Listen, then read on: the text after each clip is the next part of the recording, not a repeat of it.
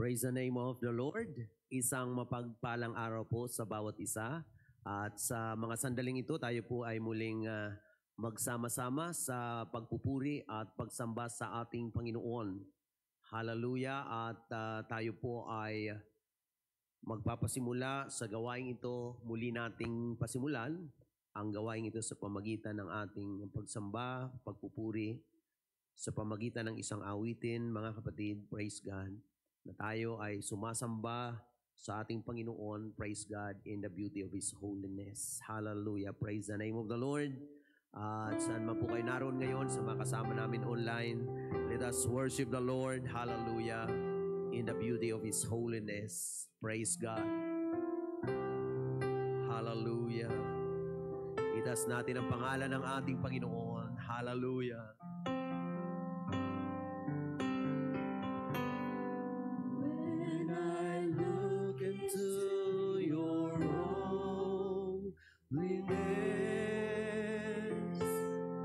hallelujah, praise God. Tinataas ka namin, Panginoon, dinadakila ang iyong banal na pangalan. Hallelujah, praise God. Come on, mga anak ng Diyos. This is a day that the Lord has made. Hallelujah. Let's magnify His wonderful name.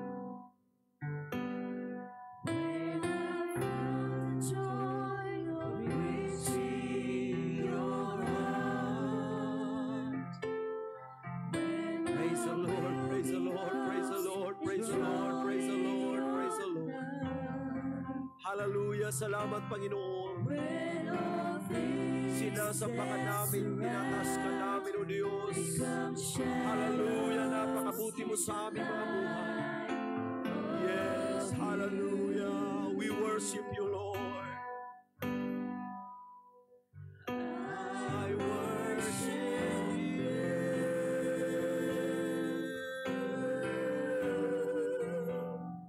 I worship you. Hallelujah. The reason I live is to worship you.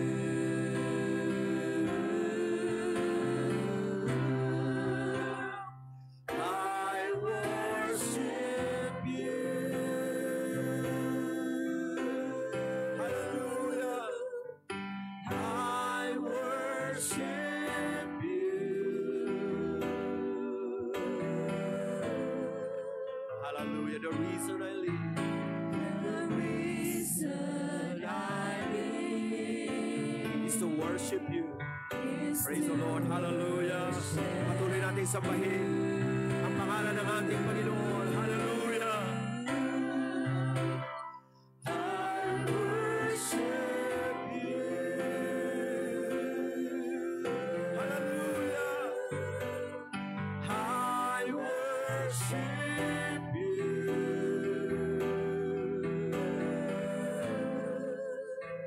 Hallelujah. The reason I live is to worship you. I worship you one more time. Hallelujah.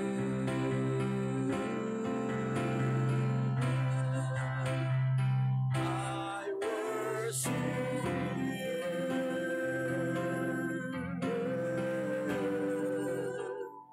I worship you.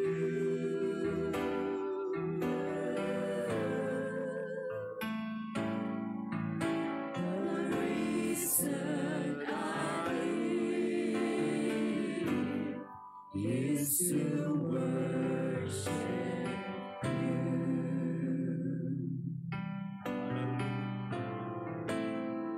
Praise the name of the Lord. Praise the name of the Lord. Praise the name of the Lord. Praise God, praise God, praise God, praise God. Hallelujah. Let's magnify the name of Jesus. Let's give Him praise and honor Him. Oh, bless Blessed be the name of the Lord. Hallelujah, the name of the Lord. Amen, amen, amen, amen, amen. Hallelujah, praise the name of the Lord. Tayo ay minsan pang manalangin sa Panginoon. Mapagpalang Diyos, kami po ay patuloy na lumalapit sa iyong dakilang harapan. Dinadakila ka namin, tinataas ka namin. Nagpapasalamat po kami, O Diyos, sa patuloy na pagkakalob niyo sa amin ng buhay at ng kalakasan, ng pribilehiyo na kami po ay patuloy na mabuhay at makapaglingkod. Ngayong umaga, O Diyos, sinihiling namin na muli mo pagpalain, O Diyos, ang gawaing ito. Lahat ng mga kasama namin, O Diyos, ikaw ang patuloy na kumilos, ang mga kasama namin sa dakong ito at ang kasama namin online. Panginoon, ikaw ang aming Diyos sa sinasamba sa espiritu at katotohanan. Katagpuin mo minsan pa ang iyong mga anak, dakilang Diyos. Pagpalain mo ang iyong mga salita na amin pong matutunghayan sa araw na ito. At pagpalain mo kami ng iyong banal na presensya. Ikaw ang siyang mangusap at manguna sa amin. At ang bawat isa, Panginoon, ay mapagpala sa gawaing ito. Gamitin mo minsan pa ang iyong abang lingkod na walang magagawa kung wala ka, Panginoon. Maging daluyan at instrumento, Panginoon, ng iyong banal na mensahe. Salamat po, Panginoon. Binabalik namin sa iyo ang lahat ng papuri at pagsamba sa pangalan ni Jesus. Lahat ay magsabing Amen. Praise the Lord. Hallelujah. Purihin ang ating Panginoon, mga kapatid. Napakabuti ng ating Diyos. Hallelujah. Luwalhati sa kanyang banal na pangalan. Praise the Lord. Praise the Lord. Praise the Lord. Praise the Lord. Amen. Amen. Amen. At sa pagkakataong ito, mga kapatid, tayo po ay dadako sa salita ng ating Panginoon. Magbabasa po tayo from the book of Romans, chapter 14, verses 7 to verse 9. Ganito po ang mababasa natin. For none of us liveth to himself, and no man dieth to himself. For whether we live unto the Lord, and whether we die unto the Lord. Whether we live therefore or die, we are the Lord's. For to this end, Christ both died and rose and revived, that he might be Lord both of the dead and living. Sa wikang Tagalog, sapagkat ang sino man sa atin ay hindi nabubuhay sa kanyang sarili, at sino man ay hindi namamatay sa kanyang sarili. Sapagkat kung nangabubuhay tayo, sa Panginoon tayo'y nangabubuhay. O kung nangamamatay tayo, sa Panginoon tayo'y nangamamatay. Kaya't sa mabuhay tayo o sa mamatay man, tayo'y sa Panginoon. Sapagkat dahil dito ay namatay si Kristo at nabuhay na maguli upang siya'y maging Panginoon ng mga patay at gayon din ng mga buhay. Purihin ang ating Panginoon at pagpalain ng Diyos ang pagkakabasa ng kanyang salita, and you may be seated. Nais ko pong mag-share ng salita ng Panginoon sa umagang ito, living and dying in Christ. Living and dying in Christ. Praise God. So ang ating pong mensahe na mapapakinggan ngayon ay tungkol po sa ating pagiging buhay o pagiging patay sa Panginoon. Kung paano nabubuhay at paano namamatay in Christ. Notice the word in Christ. Sa panahon ngayon, mga kapatid, ang bawat isa ay nagsisikap na ang buhay ay maituloy at lahat tayo gusto nating mabuhay. Masarap mabuhay, mga kapatid, lalo na kung ang buhay natin ay nasa Panginoon. Ang mabuhay at ang mamatay ay hindi po natin kontrolado, mga kapatid. Ang lahat ng ito ay nasa kapangyarihan ng ating Panginoon. We thank God sapagkat tayo ay binigyan ng Diyos ng buhay. Hindi po natin yan choice. Hindi natin pinili na tayo mabuhay at maging tao. Ang Diyos, ang siyang nagtakda at siyang may akda ng ating pong mga buhay. At ang sabi ng banal na kasulatan na binasa natin, sapagkat ang sino man sa atin ay hindi nabubuhay sa kanyang sarili.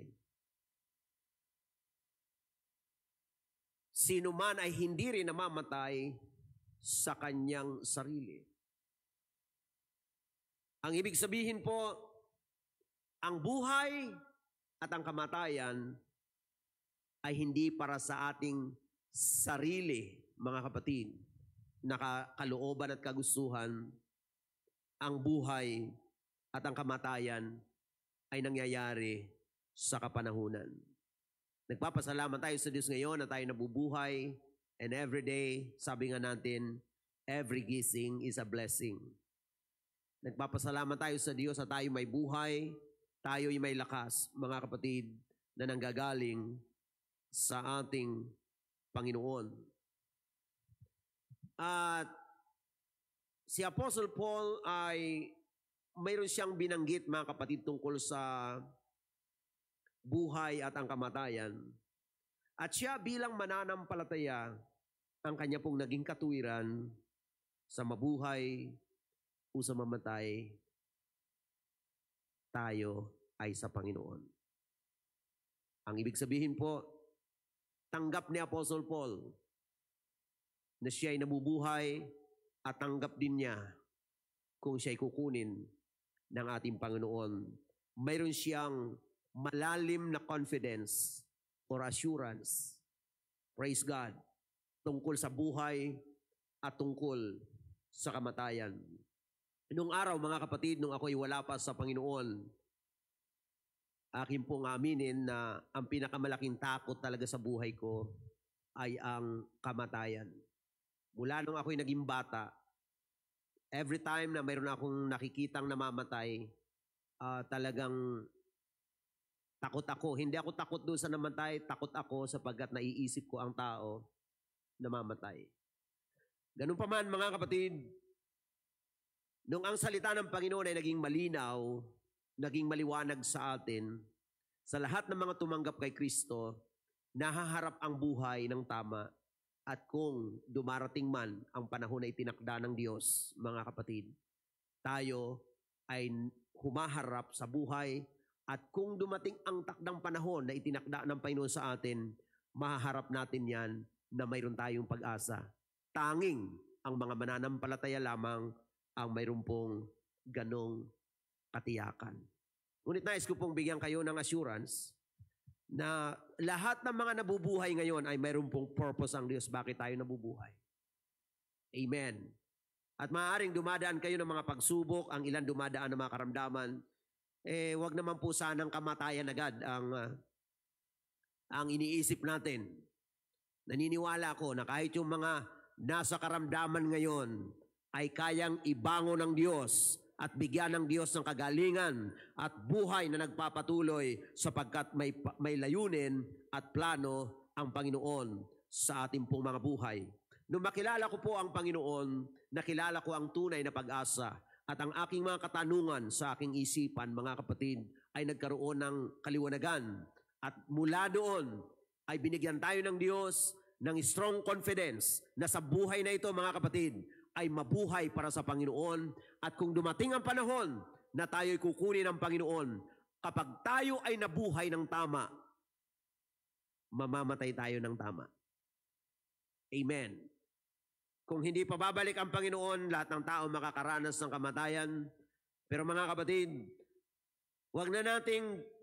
hindi natin pinaplano, mga kapatid, kung kailan tayo aalis sa mundong ito. Diyos lang naman may kontrol niyan. Pero kung paano natin haharapin ang panahon na yan, mga kapatid, ay nakasalalay sa kung paano tayo nabubuhay ngayon.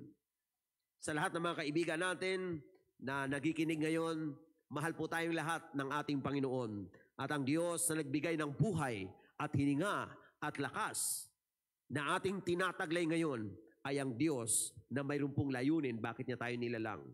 Sa banal na kasulatan ay malinaw kung anong purpose ng Panginoon, bakit niya tayo nilalang. I believe ito ang magandang starting point kung gusto nating maunawaan kung bakit tayo nabubuhay, ano ang buhay sa mundo, at ano ang purpose ng Diyos, bakit tayo nilalang. From that point, mga kapatid, ay magiging guided ang buhay natin sapagkat ang layunin ng Diyos kapag natuntun o natuklasan ng tao, mga kapatid, ang tao po ay lalakad na mayroon pong direction. Hallelujah. At magkakaroon ng magandang destination.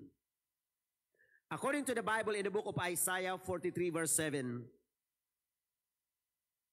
even everyone that is called by my name, for I have created him for my glory. I have formed him, yea, I have made him. Bawat tinawag sa aking pangalan at yaong aking nilikha ay sa aking kaluwalhatian, yaong aking inanyuan o yaong aking ginawa. Praise God. Ito pala ang layunin ng Panginoon. Bakit niya tayo nilalang? Tayo ay nilalang ng Panginoon for His glory. Para sa kanyang kaluwalhatian. And that's the purpose of this life. Amen. Tayo po ay nabubuhay for the glory of God. Hindi tayo nabubuhay para sa ating mga sarili. Remember, ang buhay, lakas, hininga natin ay nagbubuhat sa ating Panginoon. Walang sino man sa atin ang nabubuhay, mga kapatid, na sa sarili. Ang purpose, sarili, ang layunin. Nais ang Panginoon na tayo mabuhay para sa Kanya. Amen po ba? Praise God. Excuse me. Hallelujah. Mabait ang Panginoon sapagkat binibigyan niya tayo ng buhay. Ngunit alam niyo po, ang pinakakawawang tao sa mundo ay ang nabubuhay na walang purpose. Mayroon dang worse pa sa kamatayan. Ang worst sa kamatayan ay ang buhay na walang layunin. Yung bang nabubuhay lang tayo just for the sake of existence. Ang buhay na walang purpose ay buhay, mga kapatid, na walang kabuluhan. Now, hindi para i-discourage natin ang sinuman, pero ito po ay motivation for every one of us to find the purpose of life. At hindi po yan mahirap hanapin. Kung ating makilala ang Panginoon, makikilala natin ang purpose ng ating buhay. At bilang tao, mayroon tayong duty. Napaka-importante, mga kapatid. Sabi ng pinakamatalinong taong nabuhay sa mundo, si King Solomon. Ang sabi niya sa Ecclesiastes 12:13, let us hear the conclusion of the whole matter. Fear God and keep His commandments, for this is the whole duty of man. Ito daw ang wakas ng lahat ng bagay. Lahat ay narinig, ikaw ay matakot sa Diyos. At sundin ang kanyang mga utos, sapagkat ito ang buong katungkulan ng tao. Tayong mga tao, ito yung ating buong katungkulan.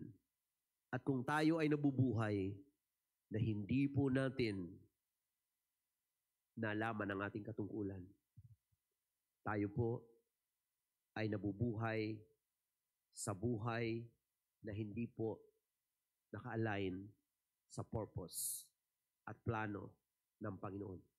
Bakit ba tayo nabubuhay? Magandang katanungan yan, mga kapatid. At marami din ang may sagot niyan. Iba-iba ang sagot ng tao. Pero Diyos lang ang may tamang sagot sapagkat siya ang may gawa at may lalang sa atin. Siya ang ating manufacturer and we are His product. At ang manufacturer ang nakakaalam kung anong purpose ng product na kanyang ginawa.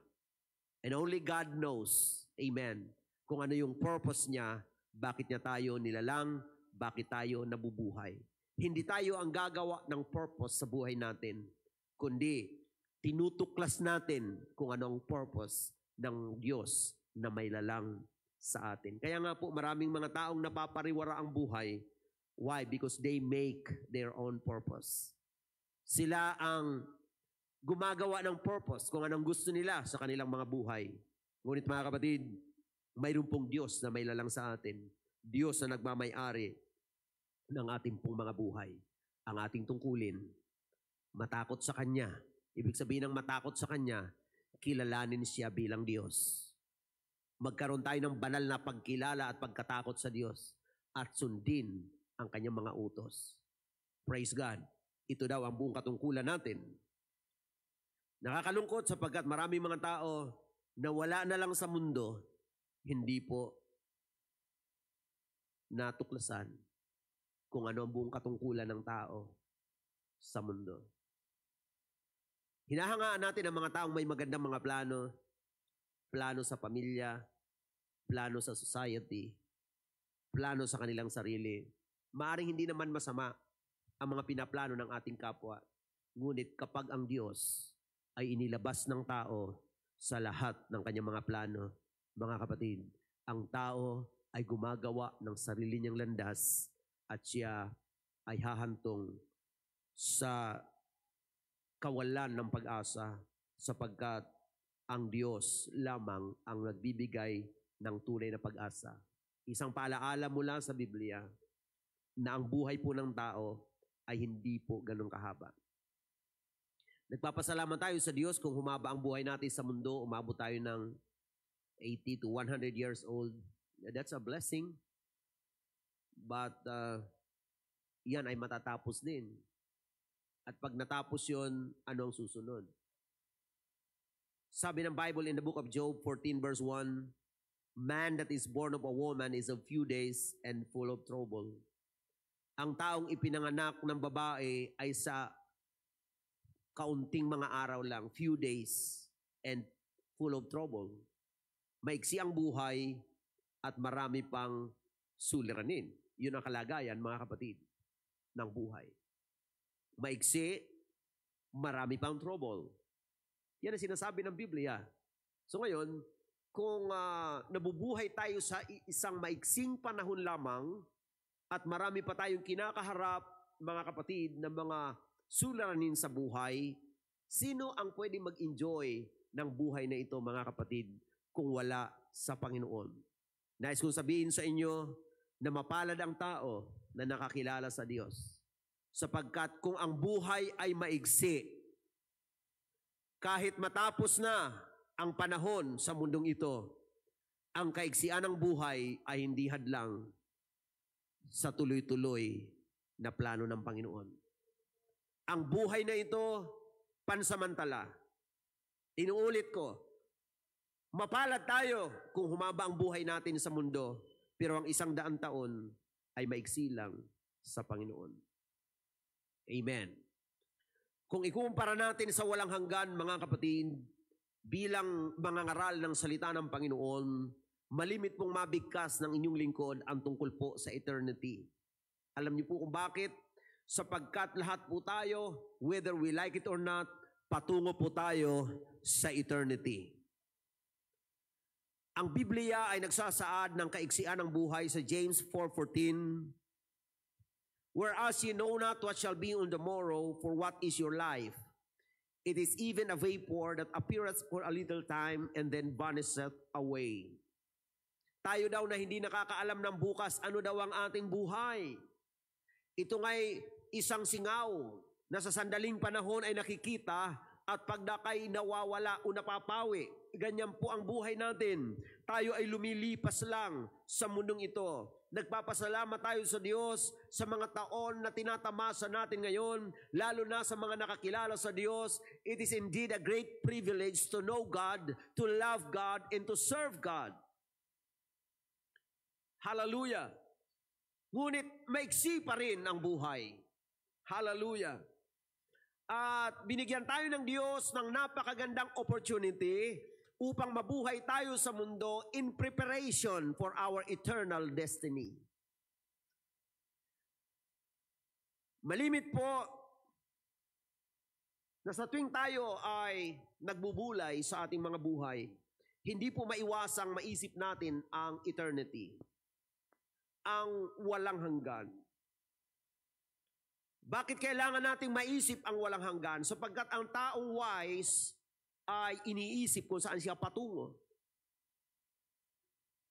Hindi po nais ang Panginoon na nabubuhay tayo sa mundo na bahala na. Ang dahilan bakit may Word of God, bakit may Gospel, bakit may preacher, sapagkat tayo sa mundong ito ay pansamantala lang and God is preparing us, hallelujah, for a great future, mga kapatid. Mayroon pong dakilang future na naghihintay sa atin, praise God, sa piling ng ating Diyos. Hallelujah, purihin ang Panginoon.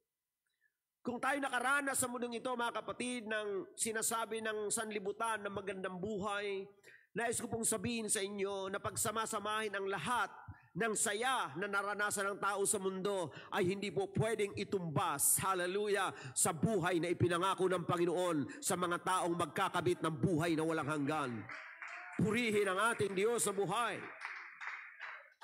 Hallelujah! Salamat sa Diyos sa buhay.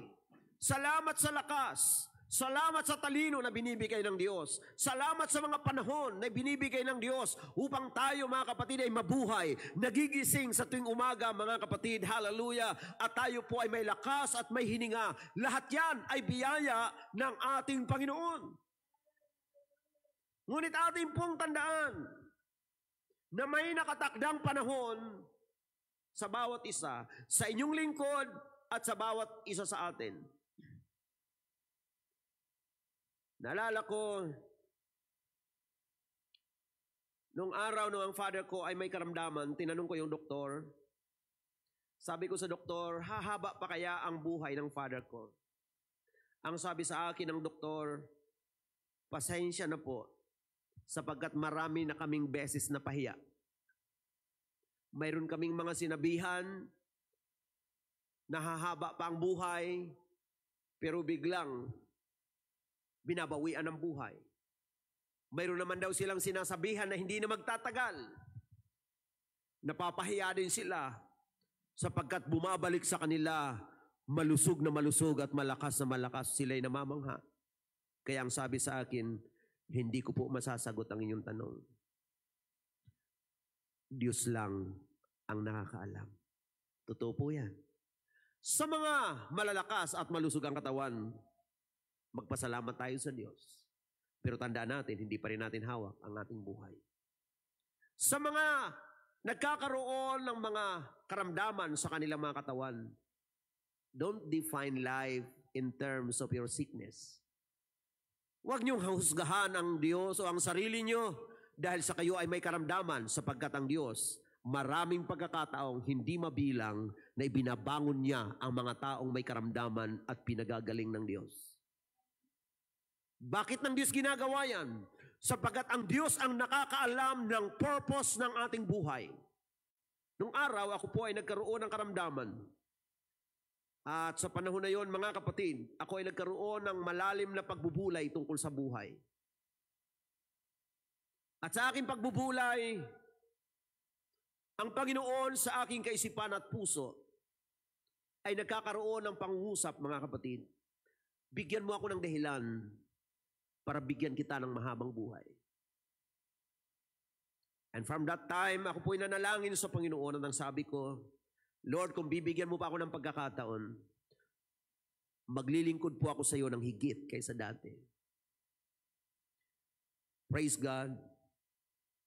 Thank be to God. He gave me another chance, and that was more than 20 years ago. Mga kapatid, salamat sa Panginoon. At ang buhay na ito ay akin pong tinuturing na in-extend lang ni Lord. At nais kong gamitin for His glory. At kung ang buhay ay in-extend lang ng Panginoon, thank God sa extended life. Salamat sa binibigay ng Panginoon na mga araw, mga linggo, mga buwan, at mga taon. Ngunit hindi rin po ito mananatili, mga kapatid, sa mundong ito. Katulad ko, katulad nyo. We have only one life.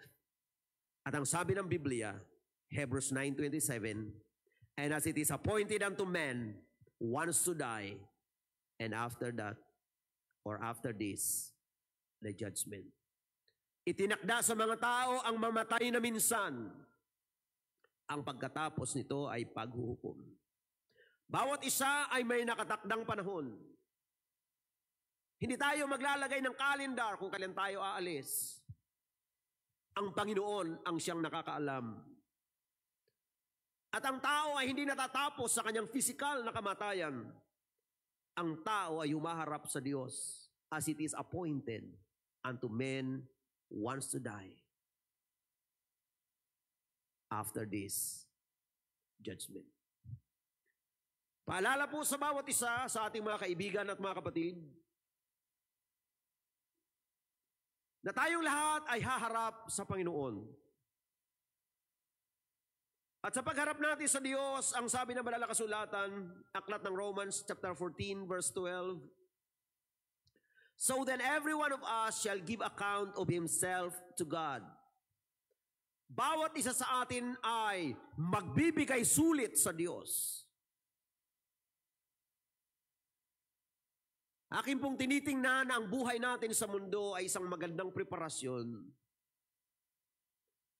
para sa araw ng paghaharap natin sa Diyos. Maging tayo man ay bata o matanda, tayo man ay malusog o may karamdaman, mayaman man tayo o mahirap, ano man ang kalagayan natin, Diyos lang nakakaalam ng buhay natin, and one day tayong lahat ay haharap sa Panginoon. At sa pagharap natin sa Diyos, mga kapatid, yun po ay defining moment. Kung anong buhay natin, mga kapatid, saan ba natin ginamit ang ating buhay? Kinilala ba natin ang Diyos?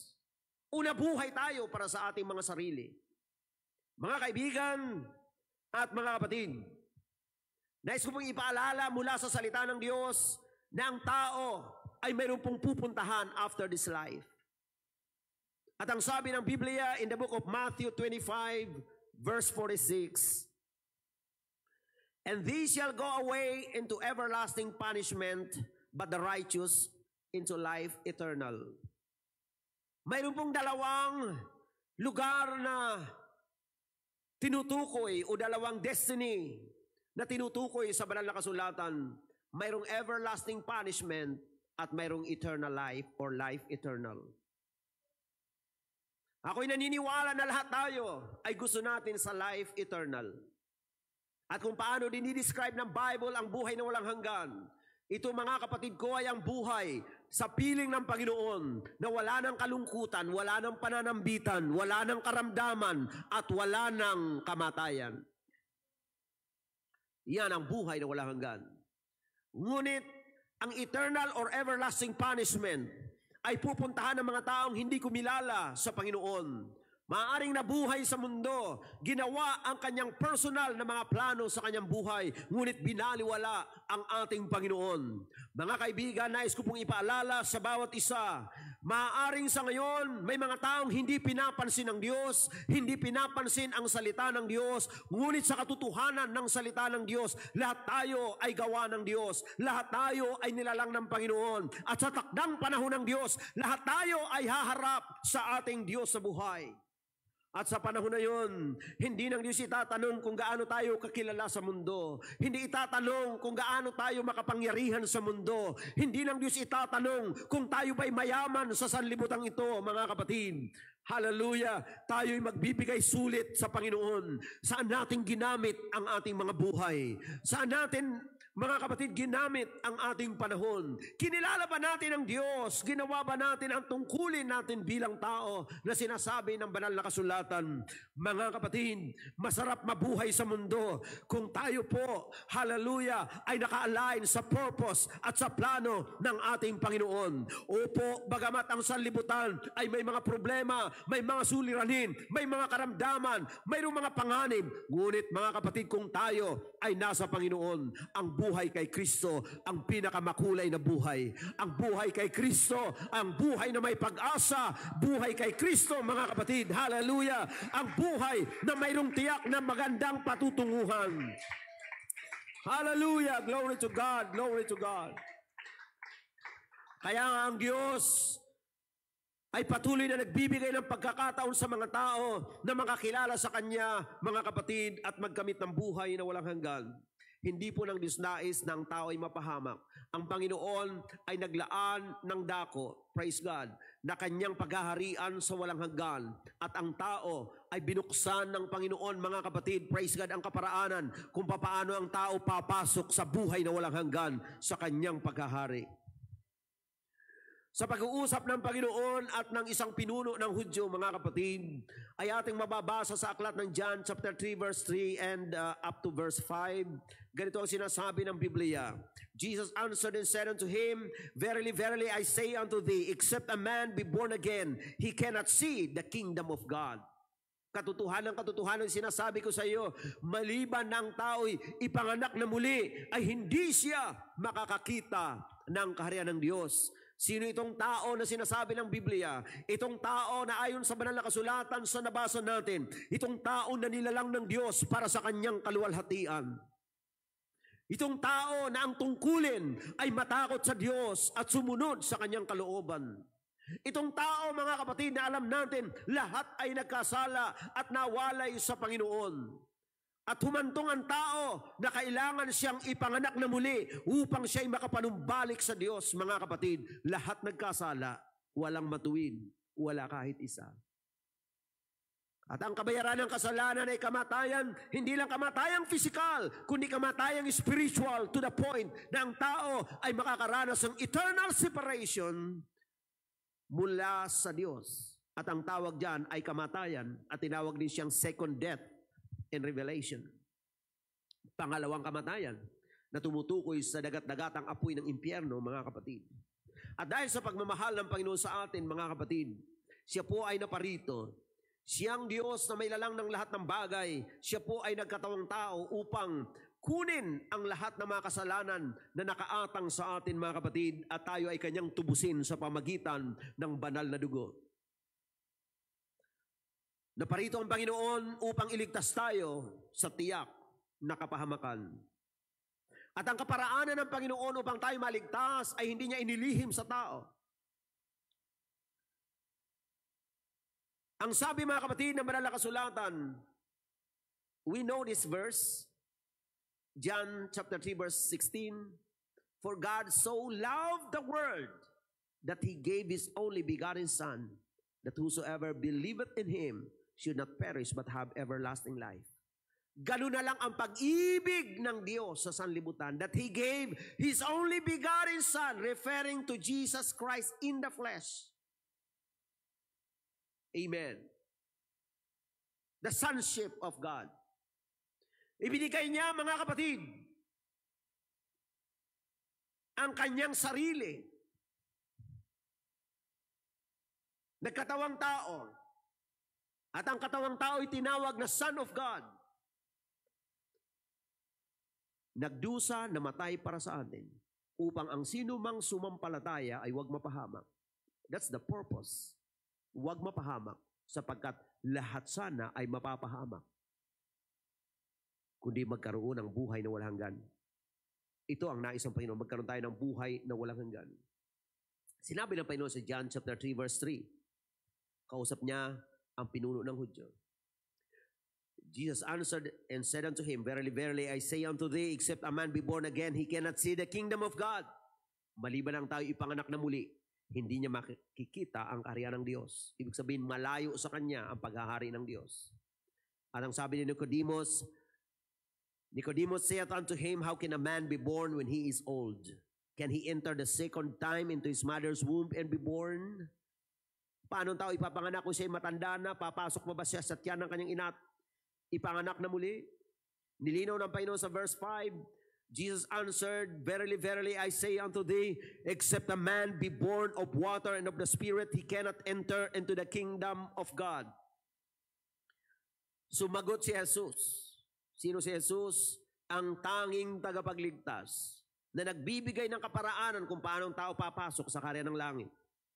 Katotohanan ang sinasabi ko sa iyo, maliban ang tao ipanganak ng tubig at ng Espiritu, hindi siya makakapasok sa kaharian ng Diyos. Ang Panginoon ang tanging tagapagligtas, no other name but the name of Jesus. The only saving name, the name of Jesus Christ. Amen. At siya na tagapagligtas ang nagbibigay ng kaparaanan kung paano ang tao maliligtas. Nais ko pong ipaalala sa bawat isa, hindi po ang tao ang pwedeng mag-formulate ng daan ng kaligtasan, kundi ang tanging tagapagligtas. And directly from the word of Jesus Christ, sinabi niya ito, mga kapatid. Hindi kailangan na maghanap tayo ng ibang mga kaparaanan kung paano maligtas. If we believe that Jesus Christ is the only Savior, ito yung kanyang paraan. Kailangan ng tao ipanganak na muli. At nilinaw niya, ipanganak sa tubig at sa Espiritu. Now, paano yun gagawin? Dito sa Acts 2:38, ito yung application. Mga kapatid, alam nyo bakit natin ito binabasa? At maraming pagkakataon dinadaanan natin ito sapagkat ang lahat ng nagnanais na makapasok sa karya ng langit. Ito po mga kapatid ang sinabi ni Apostol Pedro, Acts 2:38.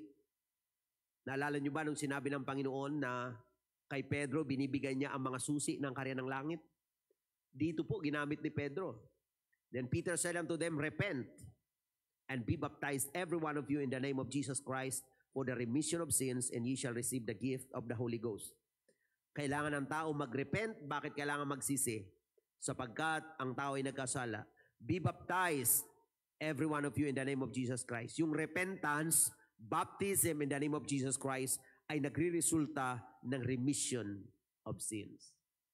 Repent and be baptized in the name of Jesus Christ for the remission of sins, and you shall receive the gift of the Holy Ghost. Ito ang salita ng Diyos, mga kapatid, kung papaano ang mga kasalanan ay mapapatawad.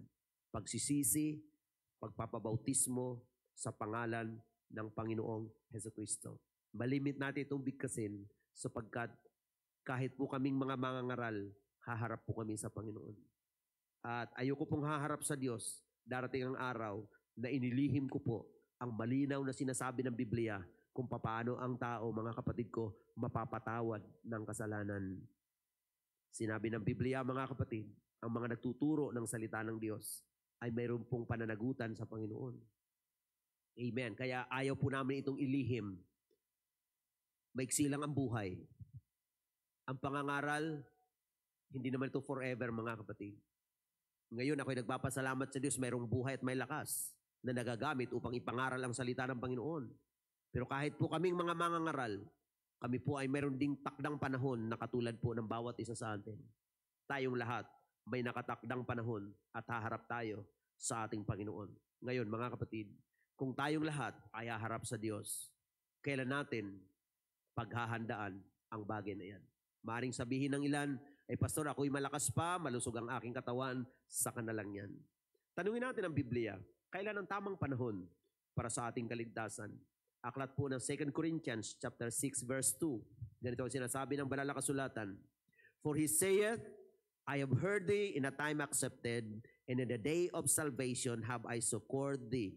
Behold, now is the accepted time. Behold, now is the day of salvation. Ngayon daw ang araw, mga kapatid, ng kaligtasan. Tayo ay pinakinggan ng Diyos sa tamang panahon o sa panahong ukol.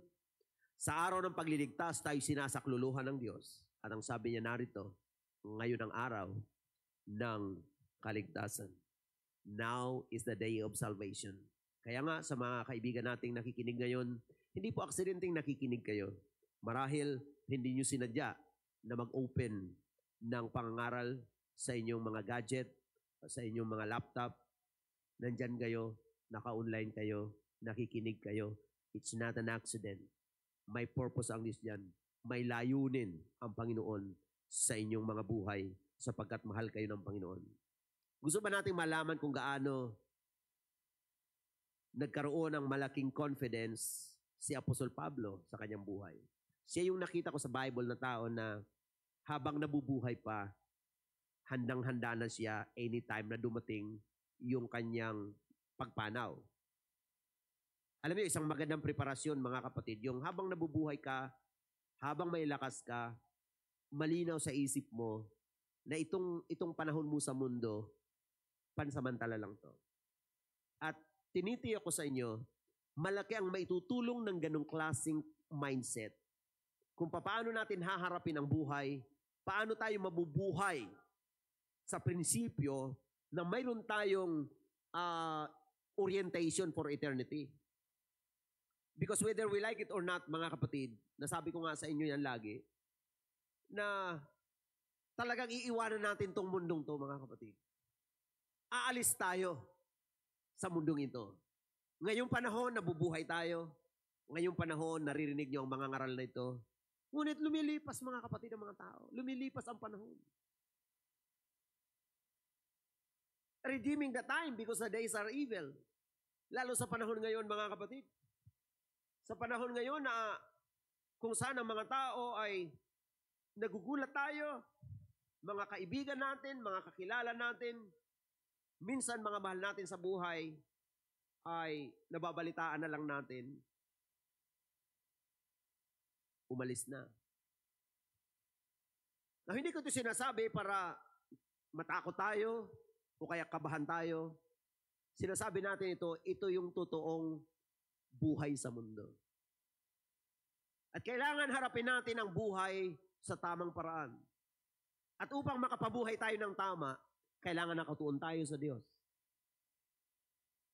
At nabanggit ko kanina sa inyo, kung tayo ay nabubuhay ng tama, dumating man ang kamatayan, kamamatayan natin ang tamang buhay. At ang pinakamalungkot na dulo ng buhay ay yung namatay tayo na malayo sa Diyos, namatay tayo sa kasalanan.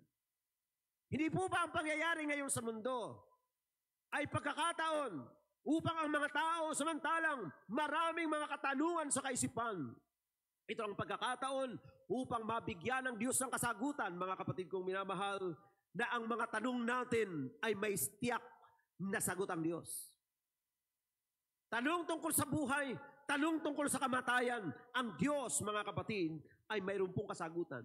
Narito ang statement ni Apostle Paul na mayroon siyang matatag na pananampalataya at mayroon siyang matatag na confidence, mga kapatid, habang nabubuhay. At kung dumating ang panahon na siya'y kukunin, mga kapatid, ang pananaw niya, mga kapatid ko, ay sadyang kakaiba. Dahil sa Panginoon. Philippians chapter 1 verse 21, for to me to live is Christ and to die is gain. Saganang akin, ang sabi ni Apostol Pablo, ang mabuhay ay si Kristo, ang mamatay ay pakinabang. Ang ibig sabihin, habang siya'y nabubuhay, habang siya'y may lakas, habang siya'y may panahon, gagamitin niya lahat yon para kay Kristo, para sa kaluwalhatian ng Panginoong Diyos. At ang wika niya, ang mamatay ay pakinabang. Mga kapatid, kailan nagiging pakinabang ang kamatayan?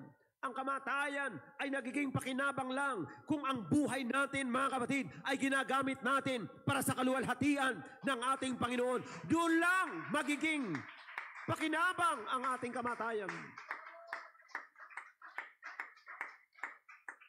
Sapagkat alam ni Apostle Paul na pagkatapos ng buhay na ito, mayroong mas magandang naghihintay ayon sa pangako ng Panginoon.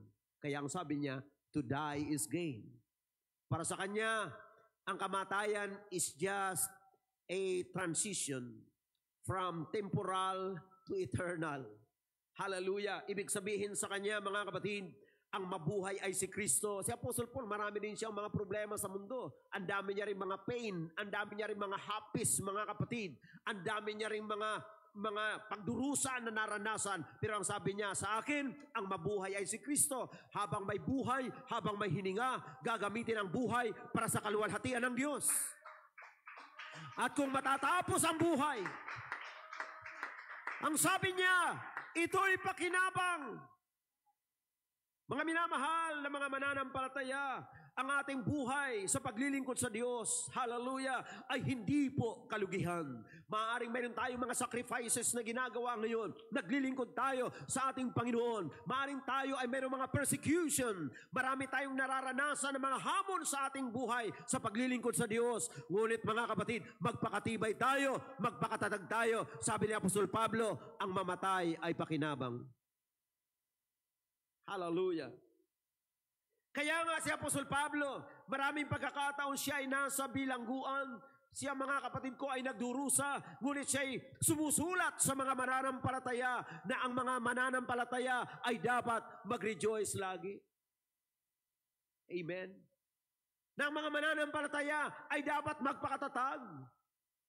Manalangin na walang patid. Ang dami niyang payo mga kapatid. Kailan yun? Nung siya ay nagsasuffer. Bakit niya nagagawang mag-encourage sa mga tao samantalang mas mahirap yung kanyang dinadaanan? Bakit? Sapagkat sa kanya, kitang-kita niya ang kanyang buhay na pag-asa. Nakikita niya na pagamat mayroon siyang mga pansamantalang tanikala, mayroon siyang mga pansamantalang pagdurusa, matatapos din yan, hallelujah, at haharap siya sa Panginoon, mga kapatid, na mayroong dakilang gantimpala. Praise God, purihin ang Panginoon. Hallelujah. Nung ako po'y nananalangin ng isang gabi, mga kapatid, hindi ko maalala yung oras, and usually madaling araw. Ang Panginoon ay nagbigay sa akin, mga kapatid, ng paalaala while praying. Naturuan ng mga tao, hindi lang kung paano harapin ang buhay. Turuan ng mga tao kung paano haharapin ang katapusan ng buhay sa mundo. At yun ay aking pinagbulay-bulayan at doon nabuo yung mensaheng ito, mga kapatid. God wants us to glorify Him sa buhay na ito. Ang physical na kamatayan ay hindi kalugihan kung ang buhay natin ay ginamit natin for His glory. Amen. And that is the best preparation, hallelujah, para sa ating buhay na walang hanggan sa piling ng Panginoon. Pakinggan natin ang sinabi, mga kapatid, ni Apostle Paul. Sinabi niya, mga kapatid, sa 2 Timothy chapter 4, verse 6. Basahin natin sa wikang Tagalog hanggang verse 8. Sapagkat ako'y inialay na, at ang panahon ng aking pagpanaw ay dumating na. Nakipagbaka ako ng mabuting pakikipagbaka, natapos ko na ang aking takbo. Iningatan ko ang pananampalataya, buhat ngayon ay natataan sa akin ang putong na katwiran na ibibigay sa akin ng Panginoon na tapat na hukom sa araw na yaon. At hindi lamang sa akin, kundi sa lahat din naman ng mga naghahangad sa kanyang pagpapakita. Si Apostle Paul ay nagsabi sa kanyang kahandaan, I am now ready to be offered, and the time of my departure is at hand. Dumating na daw yung araw ng kanyang pagpanaw. Ang ginawa niya, ito ang kanyang testimony. I have fought the good fight. Nakipagbaka ako ng mabuting pakipagbaka. I have finished my course. Tinapos ko ang aking takbuhin. I have kept the faith. Iningatan ko ang aking pananampalataya. Praise God. Mga kapatid, yan ang dahilan kung bakit si Apostol Pablo, ganun na lang yung kanyang katwiran. Sa 14:8, mga kapatid ng Romans, for whether we live unto the Lord. And whether we die unto the Lord. Whether we live, therefore, or die, we are the Lord's. Tayo daw ay sa Panginoon. Mabuhay man o mamatay, tayo ay sa Panginoon. Mga mananampalataya, yan ay magandang katwiran. Ang katwiran na yan ay sasagot sa katanungan ng marami. ang katwiran na yan ay sasagot sa mga takot. Maraming mga taong natatakot harapin ang buhay sa panahon ngayon at lalong natatakot din harapin ang kamatayan. Takot, magkabilaan, pangamba. But we have the answer. Ang Diyos ang may sagot. Whether we live or whether we die, we belong to Him. Sa Kanya tayo. Tayo nabubuhay, let us serve Him. Love Him habang may panahon, habang may lakas, gamitin for His glory. Hanggat kaya mong magpuri sa Diyos, magpuri ka sa Diyos. Hallelujah. Luwalhatiin mo ang Panginoon. Sapagkat nabubuhay tayo for His glory. Amen? Purihin ang Panginoon. Bigyan natin ang Diyos ng dahilan. Kung naghahangad tayo humaba ang buhay natin sa mundo, bigyan natin siya ng magandang reason. Bakit tayo kailangan bigyan ng Diyos ng mahabang buhay sa mundong ito? Mag-commit tayo sa Diyos, makipag-usap tayo sa Panginoon. Kung ang buhay natin ay gagamitin natin for His glory, ang Panginoon, mga kapatid, ay malulugod. Mamuhay tayong may purpose. Amen. Ayon sa plano ng Panginoon. Mga kaibigan, mga kapatid, ang buhay sa mundo, minsan lamang, amen, yan ang reality ng buhay. Gusto mong mabuhay ng masaya, mabuhay kang malapit sa Diyos. Ang isip mo at ang puso mo, punuin mo ng kabutihan na nagmumula sa Panginoon, ng kabanalan. Lumakad ka sa mundo, araw-araw, na taglay ang kaisipang nagmumula sa ating Panginoon. At dumating man ang panahon na hindi natin alam tungkol sa ating buhay, buong buhay natin, ginamit natin in preparation. Hallelujah. Sa pagharap natin sa ating Panginoon. Yan ang buhay ng mananampalataya. Mga kapatid, hallelujah. Magtiwala tayo sa Diyos. At katulad ng sinabi ni Apostle Paul, for to me to live is Christ, and to die is gain. Hallelujah. I believe araw-araw nasa isip ni Paul yan. Pag natapos ang buhay nito, may maganda akong pupuntahan. Pag natapos ang buhay nito, mas mainam ang lugar na aking pupuntahan. Yun ang nasa mind niya. Kaya mga kapatid, nung panahon na siya ay papano niya, mayroon siyang strong confidence. Sinabi niya, the time of my departure is at hand. Dumating na ang araw ng aking pagpanaw. Hallelujah!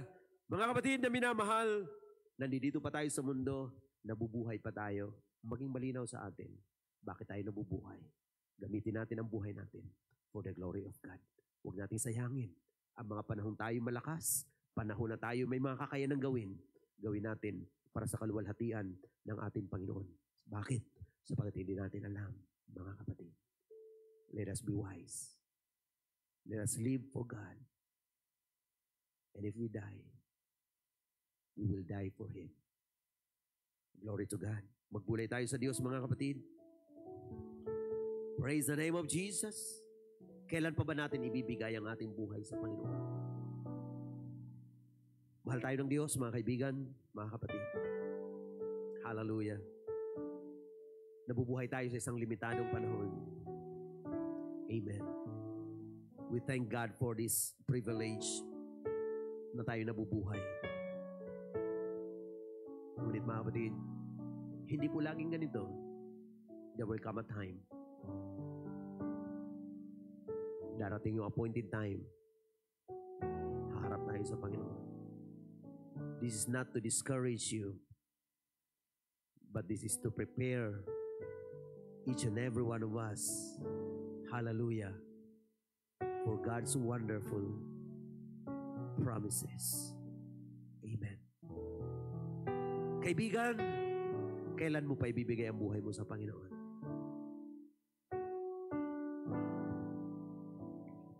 Kailan pa ibibigay ang buhay mo lakas sa Kanya na nagbigay sa iyo ng buhay na wagas.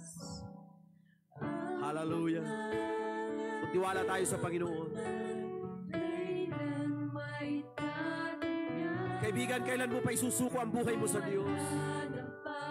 Kung wala na bang pagkakataon, kung huli na ba ang lahat?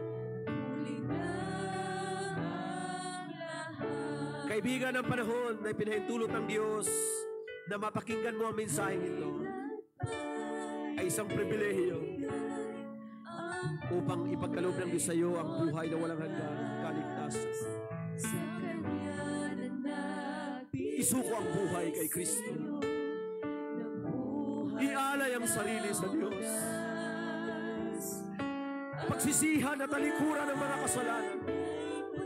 Tanggapin ang kaparaanan ni Kristo sa pagliligtas.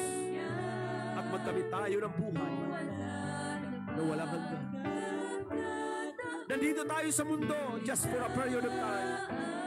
Lumilipas ang panahon, maging ang sanlibutan ay lilipas. Ngunit, ang gumaganap ng kalooban ng Diyos ay mananatili magpakailanman. Hallelujah, praise God. Purihin ang Diyos sa buhay. Huwag tayo mawala ng pag-asa, may pag-asa tayo kay Kristo. Hallelujah. Kaibigan, na maraming katanungan sa buhay, Jesus is the answer. Kung ikaw ay nawawala ng pag-asa, ang Panginoon ay mayroong buhay na pag-asa na nakalaan para sa iyo. Hallelujah. Praise the Lord. Hallelujah. Glory to God. Sa Kanya na nagbigay sa iyo ng buhay na wagas. Ang pangalan niyang banal, kailan mo'y tatagyan. Kung wala ng pagkakataon, huli na ang lahat. At kung ang araw mo lumipas na, makuha mo pa ba siyang paglingkuran? Kung naubos ang panahon mo sa mundo, paano mo siya mapaglingkuran? Ngayon ang tamang panahon, kapatid, kaibigan.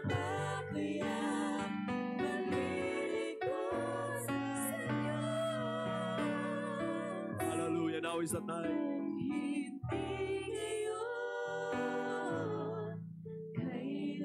Darating ang araw, haharap tayo sa Diyos.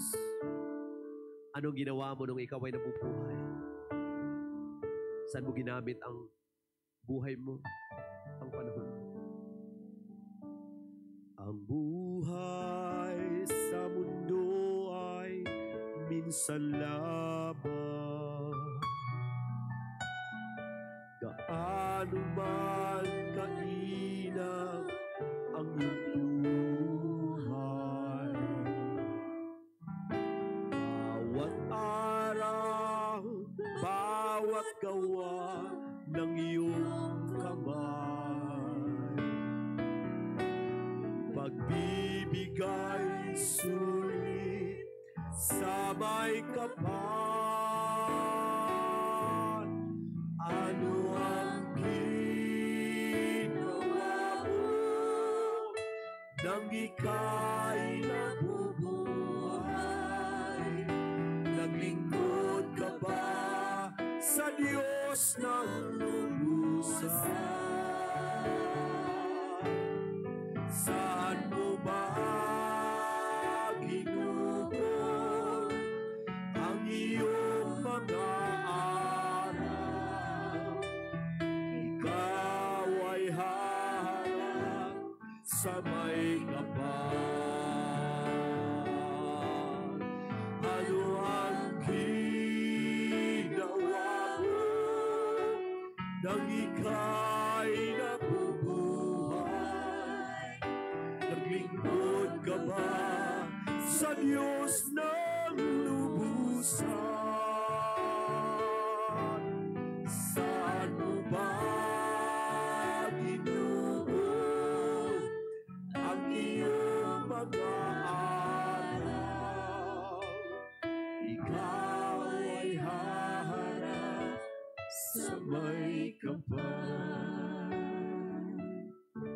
Darating ang araw, matatapos ang lahat ng pansamantala sa mundo.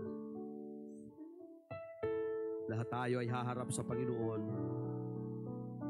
sa pagharap natin sa Diyos. Nawa, lahat tayo ay mayroong strong confidence na katulad ni Paul. Yung sinabi niyang dumating ang araw ng kanyang pagpanaw at siya'y nahahanda na. Nakipagbaka siya ng mabuting pakikipagbaka. Ibig sabihin, pinaglaban niya ang kanyang pananampalataya. Tinapos niya ang kanyang takbuhin. Ibig sabihin, hindi siya huminto. At ang sabi niya, iningatan ko ang aking pananampalataya. Kung ganyan ang ating gagawin, darating ang araw, maririnig natin sa ating Panginoon ang salitang, well done, thou good and faithful servant. Amen. Hallelujah. Purihin ang Panginoon. Kaya nga mga kapatid, habang tayo nabubuhay, let us live for God. Amen. Hallelujah. Praise God. Living for God is the best preparation for eternity. Purihin ang ating Panginoon. Isa pa natin purihin ang Diyos sa buhay. Hallelujah. Praise the name of the Lord. Hallelujah. Praise the name of Jesus. Hallelujah. Glory to God. Tayo po ay manalangin sa Panginoon, dakila at mapagpalang Diyos. Maraming salamat po muli sa iyong mga salita. Salamat po sa iyong banal na presensya. Salamat, Lord, sa pagkilos mo sa aming mga buhay. Salamat, Lord God, sa pag-ibig mo sa amin. Sa layunin at hangarin mo na kami maligtas at hindi mapahamak. Panginoon, pagpalain mo ang lahat ng mga nakasama namin. Maging lahat ng mga nakapakinig, Panginoon, nakapanood ng mensaheng ito. Patuloy na ang salita mo'y manahan sa aming mga puso upang kami ay mapatnubayan nito, Panginoon, sa landas ng aming buhay. At kami ay makapagpasya lagi ng tamang pasya na ang buhay namin, Panginoon, ay magamit for your glory sapagkat ito ang purpose mo sa amin. Pagpalain mo ang bawat isa maging sa pagtatapos ng gawain ito. Patuloy kang manahan sa aming mga buhay.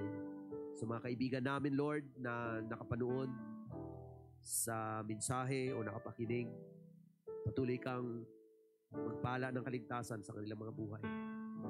Pagpalain mo ang lahat ng nasa kanilang mga tahanan, mga magulang, mga anak, at lahat ng mga nakasama namin, Panginoon. Ang pagpapala ay managana sa bawat isa, unang-una, spiritual na pagpapala. Pagpalain mo rin ang kalusugan ng iyong mga anak, Panginoon. Maging ang mga ilan ng mga may karamdaman, O Diyos. Naniniwala kami kung paanong nagbibigay ka lagi, Panginoong Diyos, ng mga patutuo sa iyong mga anak. Ang mga kapatid sa Panginoon na mayroon pong karamdaman, Lord, naniniwala kami na mga kapatid namin na yan ay mayroon pong mga hangarin na lalo pang maglingkod, magpatuloy sa paglilingkod sa iyo, Panginoon. Hallelujah. Bigyan mo po sila, Panginoon, igawad mo ang pagpapagaling. Hallelujah. Upang sa buhay nila ay patuloy kang maluwalhati, Panginoon, at may taas ang iyong pangalan, Panginoong Diyos. Bigyan mo sila ng mga patutuo. Hallelujah. Inaangkin naman ang iyong malayang pagkilos. Maraming salamat. Binabalik namin siyang lahat ng papuri, lahat ng pagsamba. In Jesus' name we pray. Lahat ay magsabing amen.